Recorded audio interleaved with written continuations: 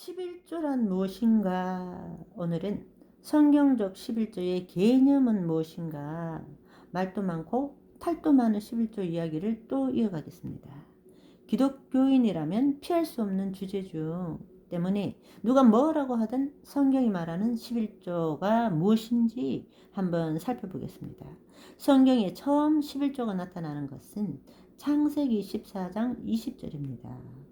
천지의 주제이시오 지극히 높으신 하나님이여 아브라함에게 복을 주옵소서. 20절 너희 대적을 내 손에 붙이신 지극히 높으신 하나님을 찬송할지로다 하매 아브라함이 그 얻은 것에서 10분의 1을 멜기세덱에게 주었더라.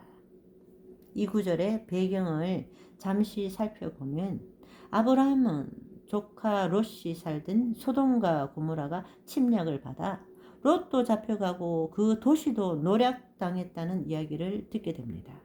아브라함은 자신이 직접 훈련한 용사 318명으로 모든 재물과 조카 롯까지 다시 찾아옵니다.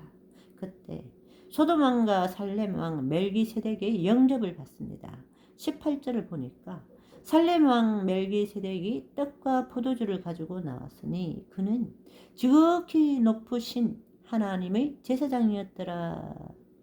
떡과 포도주는 제사에 쓰이는 용품이었고 하나님의 제사장이라는 것을 성경에서는 강조해 줍니다. 이 멜기세덱에게 전리품의 10분의 1을 드린 것이 11조의 기원이 됩니다. 다시 말하면 하나님의 제사장에게 자신이 얻은 전리품이 소득의 11조를 드린 것입니다. 이것이 11조의 유래인데 아브라함의 첫 번째 11조에서 우리가 살펴보아야 하는 중요한 개념은 11조의 의미와 바로 그 정신입니다. 아브라함이 11조를 드린 14장에서 강조하는 것은 물질을 대하는 아브라함의 자세입니다.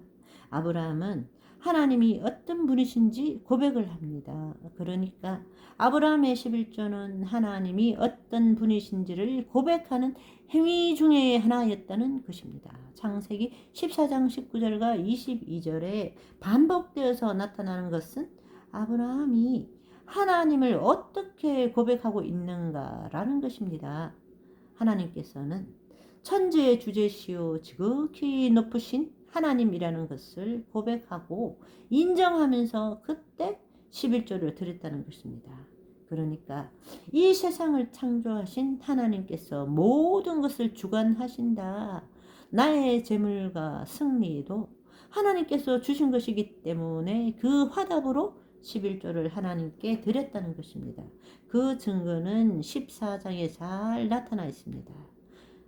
소돔왕이 되찾은 전리품은 네가 다 가져가고 사람들만 나에게 보내주라 이렇게 아브라함에게 제안을 합니다. 그러자 아브라함은 소돔 왕이 나를 부유하게 했다라는 말이 있을 수 있으니까 받지 않겠다고 합니다. 하나님께서 나 아브라함을 축복하셔서 나를 부유하게 하는 것이지 소돔 왕 당신이 나를 부유하게 하는 것이 아니다 라고 말하는 거죠. 그러니까 아브라함의 사건을 통해서 11조의 개념을 정리해 보면 나의 소유의 축복은 하늘과 땅을 창조하신 지극히 높으신 하나님의 축복을 인정하는 신앙 고백 행위로서 제사장에게 드리는 예배의 형식으로 나타났다는 것입니다. 그 다음에 11조가 나오는 것은 야곱의 이야기에서 또 나타납니다. 창세기 28장에 야곱이 베델에서 돌베개를 베고 자다가 환상을 보고 하나님을 만나는 사건이 나타납니다. 이때 야곱이 헌신의 의미로 평생 11조를 드리겠다라고 이야기를 합니다. 창세기 28장 22절을 보겠습니다. 내가 기둥으로 세운 이 돌이 하나님이 집이 될 것이요 하나님께서 내게 주신 모든 것에서 10분의 1을 내가 반드시 하나님께 드리겠나이다 하였더라. 아브라함은 그때 일회성으로 11조를 드렸는데 야곱은 자신의 재산의 모든 것의 10분의 1을 하나님께 드린다고 헌신을 합니다. 여기서 야곱도 11조를 내는 이유를 말하고 있는데 창세기 28장 22절을 잘 보십시오. 하나님께서 내게 주신 모든 것이라고 고백하고 있습니다. 그러니까 11조를 내는 이유는 아브라함도 마찬가지고 야곱도 내 모든 소유는 하나님께로부터 왔다라는 것을 인정하는 신앙 고백적 행위라는 것입니다. 그 다음으로 11조의 말씀이 나오는 것은 레위기 27장 30절 후반에 나타나는데 창세기에 나오는 11조는 그 기원에 대한 이야기였고 이제부터는 율법으로서의 11조 개념이 나타납니다. 레위기에서 나타난 율법으로서 11조의 개념은 모든 수입의 10분의 1은 하나님 것이다 라는 개념입니다. 그러니까 모든 재물은 하나님께로부터 왔고 그것은 내가 하나님께 받은 축복이고 내 축복의 근원은 하나님이라는 것을 인정하고 그것을 법으로 제도화한 것입니다. 그렇다면 왜 이러한 제도와 법이 필요했냐? 그 기능을 성경에서 우리가 살펴보는 것입니다. 첫 번째, 가장 주된 목적은 축복의 근원이 하나님이라는 것을 인정하고 그것을 신앙으로 고백하는 행위로 드려지는 것이 바로 11조라는 것입니다. 이 내용은 창세기의 개념과 같은 것입니다.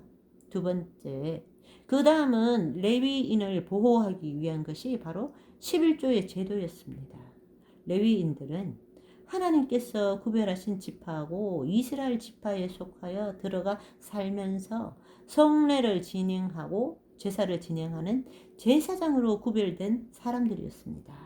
따라서 레위인들에게는 땅도 없고 기업도 없었습니다. 그래서 아브라함이 멜기세덱 제사장에게 11조를 드렸던 것처럼 레위인들에게 11조를 드리는 것입니다. 그러면 10가정이 한 제사장에게 11조를 내면 그 제사장은 평균의 수입이 되는 것입니다. 굉장히 합리적이고 좋은 제도죠. 이스라엘에 12지파가 있는데 이 지파들이 11조를 모으면 레위 지파도 나머지 11지파의 평균적인 수입이 생기는 아주 합리적인 제도로서 율법으로 정해 주신 것입니다. 때문에 11조 제도는 이스라엘 백성에게 굉장히 합리적인 제도입니다. 민수기 18장 26절에 11조 제도에 관한 구절이 더 나타나는데 너는 레위인에게 말하여 그에게 이르라. 내가 이스라엘 자손에게 받아 너희에게 기업으로 준 11조를 너희가 그들에게서 받을 때에 그 11조를 거제로 여호와께 드릴 것이라. 그러니까 하나님께서 이스라엘 자손들에게 받은 그 11조를 레위인들에게 줍니다. 그러면 그 레위인들도 그 11조를 떼어서 하나님께 드리라는 것입니다. 레위인들은 수입이 없으니까 하나님께서 11조를 받아서 레위인들에게 주셨다는 것이죠. 그러니까 11조를 받는 레위인도 그것 자체가 수입이니까 거기서 11조를 냅니다. 레위인들의 11조를 모아서 제사장 아론에게 주라고 민수기 18장 27절에 말씀하고 있죠. 이제 세 번째 율법적 제도로서의 11조의 기능은 신앙을 체험하고 가르치는 교육적인 기능이 포함이 되어 있습니다. 11조는 레위인들에게만 드려지지 않았습니다. 11조는 레위인들을 위한 제도였지만 신명기 14장 23절을 보시면 내 하나님 여호와 앞 곧 여호와께서 그의 이름을 두시려고 택하신 곳에서 너의 곡식과 포도주와 기름의 11조를 먹으며 또 너희 소와 양의 처음 난 것을 먹고 너희 하나님 여호와 경외하기를 항상 배울 것이니라. 그러니까 하나님을 경외하는 장소에서 11조를 먹으면서 하나님을 경외하는 것을 배우고 체험하라. 이렇게 명령하셨습니다. 축제, 명절의 개념으로 내 소산의 11조를 온 집안 사람들과 함께 나누면서 잔치를 벌리라는 것입니다. 오늘은 이 정도에서 마무리하고 다음 편에서는 신약에서의 헌금의 기준은 무엇인가를 또 나눠보도록 하겠습니다.